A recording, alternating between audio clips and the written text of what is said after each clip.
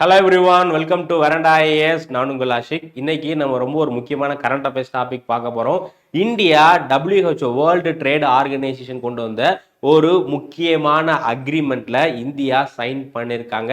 இது ரொம்ப ரொம்ப முக்கியமான விஷயம். ஸோ இது என்ன அக்ரிமெண்ட், இந்தியா ஏன் சைன் பண்ணியிருக்காங்க, அந்த அக்ரிமெண்ட்ல என்ன ப்ரொவிஷன்ஸ்லாம் இருக்கு அப்படிங்கிறத பற்றி தான் பார்க்க போகிறோம்.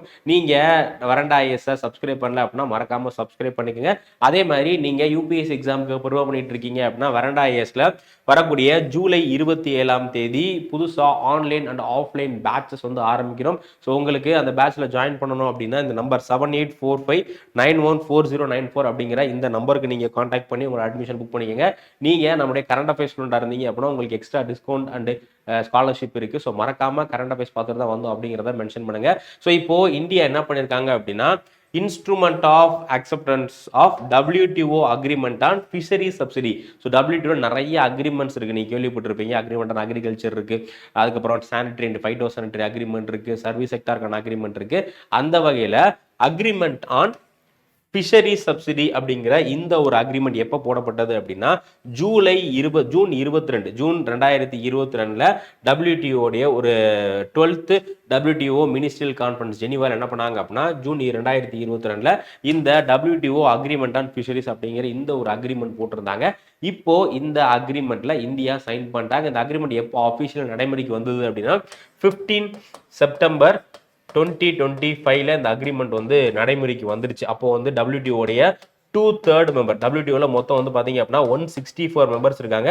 அதுல 2/3 மெம்பர்ஸ் வந்து 15th செப்டம்பர் 2025 இந்த அக்ரிமெண்ட்ல ஜாயின் பண்ணிட்டாங்க. அதனால இந்த அக்ரிமெண்ட் அப்ப இருந்து நடைமுறைக்கு வந்துருச்சு. இந்த அக்ரிமெண்ட் எதுக்காக அப்படின்னா கவர்மெண்ட் நிறைய சப்சிடி கொடுப்பாங்க, அக்ரிகல்ச்சருக்கு சப்சிடி கொடுப்பாங்க, அதே மாதிரி நமக்குமே வந்து கேஸ்க்கு சப்சிடி கொடுக்குறாங்க, பிடிஎஸ்ல சப்சிடி கொடுக்குறாங்க. அதே மாதிரி மீனவர்களுக்கு மீன் பிடிக்க தொழில் பண்ணக்கூடிய நபர்கள் இருக்காங்க இல்லையா, அவங்களுக்கும் கவர்மெண்ட் வந்து சப்சிடி மானியம் வந்து கொடுப்பாங்க. எதுல அப்படின்னா அவங்களுக்கு போட்டுக்கு மானியம் கொடுப்பாங்க, போட் வாங்குறதுக்கு மானியம் கொடுப்பாங்க.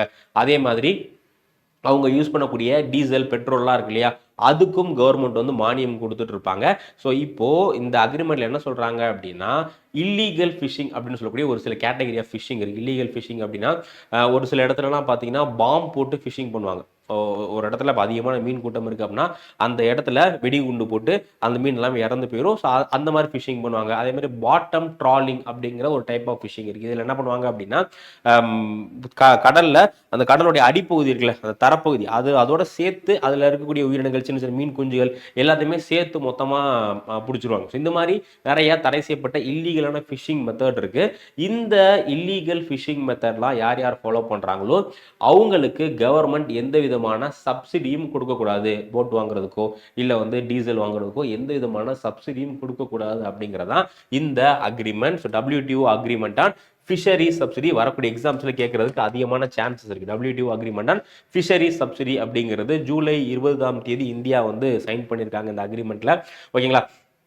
ஸோ இதை வந்து டைரக்டர் ஜெனரல் ஆஃப் WTO கிட்ட அந்த அக்ரிமெண்ட் கிட்ட கொடுத்துருக்காங்க. மொத்தம் 122 நாடுகள் ஆர்டர் ஜாயின் பண்ணிட்டாங்க. இந்தியா 123வது நாடா, ஓகேங்களா, 123rd 123வது நாடா இந்தியா இந்த அக்ரிமெண்ட்ல வந்து ஜாயின் பண்றாங்க. WTO 164 நாடுகள் இருக்காங்க. இப்போ இந்தியா 123வது ஜாயின் பண்ணிட்டாங்க. இது எப்போ இந்த அக்ரிமெண்ட் நடைமுறைக்கு வந்திருந்தது அப்படின்னா 15 செப்டம்பர் 2022 இந்த அக்ரிமெண்ட் நடைமுறைக்கு வந்துருச்சு. ஓகேங்களா. பட் நம்ம கொஞ்சம் டிலேயா ஜாயின் பண்றோம். இதுல ரொம்ப ரொம்ப முக்கியமான ப்ரொவிஷன்ஸ் என்ன அப்படின்னா இல்லீகல் அப்படின்னா நான் சொன்னேன்ல அந்த பாட்டம் ட்ராலிங், அதே மாதிரி பாம் யூஸ் பண்ணி ஃபிஷிங் பண்றது எல்லாமே இல்லீகல். அதுக்கப்புறம் unreported unregulated IUU fishing, illegal unreported and under regulated ஃபிஷிங்கை பேன் பண்றாங்க. அந்த ஃபிஷிங் யாரெல்லாம் பண்றாங்களோ அவங்களுக்கு கவர்மெண்ட் எந்த விதமான சப்சிடியும் கொடுக்கக்கூடாது அப்படிங்கிறது ஒரு ஃபர்ஸ்ட் ப்ரொவிஷன். செகண்ட் என்ன அப்படின்னா ஓவர் ஃபிஷ்டு ஸ்டாக். ஸோ ஒரு சில ஃபிஷ் வெரைட்டி வந்து ரொம்ப அழியக்கூடிய தருவாயில் இருக்கும். ரிப்பீட்டடா அந்த ஃபிஷ்ஷை நம்ம ஃபிஷிங் பண்ணி அந்த மீன்கள் வகைகள் எல்லாமே ரொம்ப அழியக்கூடிய தருவாயில் இருக்கும். அந்த மாதிரியான மீன்களை யார் திரும்ப போய் பிடிக்கிறாங்களோ அவங்களுக்கும் என்ன பண்ணக்கூடாது, அரசாங்கம் எந்த விதமான சப்சிடிஸும் பண்ணக்கூடாது. So ban subsidies for fishing of over exploited or over fished fish stocks ensure marine population can recover and sustain themselves. So இப்போ நிறைய நம்ம இந்தியாவில் தமிழ்நாட்டிலலாம் பார்த்தீங்க அப்படின்னா வருஷத்தில் வந்து ஒரு 40 நாள் இல்லை 60 நாள் வந்து மீன்பிடி தடைக்காலம் வந்து போடுவாங்க. அந்த காலகட்டத்தில் யாருமே போயிட்டு மீன் பிடிக்க மாட்டாங்க ஆழ்கடலில். அது மீன் உற்பத்தி மீன் வந்து இனப்பெருக்கத்துக்கான காலம் அப்படிங்கிறதுனால அந்த மாதிரி பண்ணுறாங்க இல்லையா. ஸோ அதே மாதிரி எந்தெந்த ஃபிஷ் வெரைட்டிஸ் எல்லாமே வந்து ரொம்ப அழியக்கூடிய தருவாயில் இருக்கோ அதை ரிப்பீட்டடாக போய் கேப்சர் பண்ணுறவங்களுக்கு இந்த மாதிரி வந்து பண்ணக்கூடாது. ஸோ அதுக்கப்புறம் வந்து பார்த்தீங்க அப்படின்னா ஹார்ம்ஃபுல் இண்டஸ்ட்ரி சப்சிடிஸ்.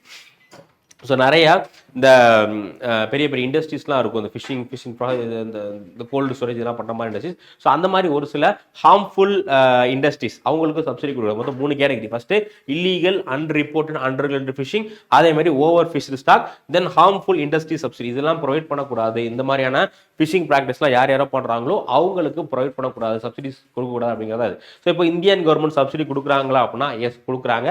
பட் இது இந்த அக்ரிமெண்ட்ல சைன் பண்ணதுனால நம்ம ஆல்ரெடி கொடுத்துக்கிட்டு இருக்க மீனவர்கள் கொடுத்துக்கிட்டு இருக்க சப்சிடிஸ் பாதிக்கப்படுமா அப்படின்னா கண்டிப்பா பாதிக்கப்படாது. ஏன் அப்படின்னா இந்தியாவை பொறுத்தவரை இந்த அக்ரிமெண்ட்ல traditional and small scale fisher, சும்மா சின்ன சின்ன படகுகள் சின்ன சின்ன போட்லாம் வச்சுட்டு மீன் பிடிக்கக்கூடிய மீனவர்கள் இருக்காங்க இல்லையா, அவங்களுக்கு கொடுக்கக்கூடிய சப்சிடி அப்படிங்கிறது இல்லை வராது. ஏன்னா இந்தியாவில் அதிகமாக இந்த ஸ்மால் ஃபார்மர்ஸ் தான், ஸ்மால் ஃபிஷர்மேன்ஸ் தான் வந்து மீன் அதிகமாக பிடிச்சிட்டு இருக்காங்க. அதுல இருந்து பிரச்சனையும் கிடையாது.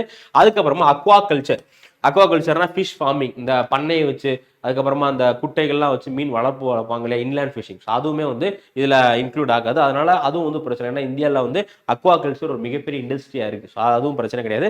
அடுத்து இன்லேண்ட் ஃபிஷரிஸ், இந்த ஆத்துல மீன் பிடிக்கிறது இந்த மாதிரி இருக்கு இல்லையா, இதுலையும் இதுக்கு கொடுக்கக்கூடிய சப்சிடிஸ்க்கும் எந்த பிரச்சனையும் வராது. இந்தியாவில் இந்த 3 ஃபிஷிங் செக்டார் தான் அதிகமாக டாமினேட் பண்றதுனால இந்தியாவில் அவ்வளவா இல்லீகல் அன்ரிப்போர்ட்டட் அன்ரெகுலேட்டட் ஃபிஷிங்லாம் பண்றது கிடையாது. ஸோ அதனால இந்தியாவுக்கு இதனால எந்த பாதிப்பும் கிடையாது.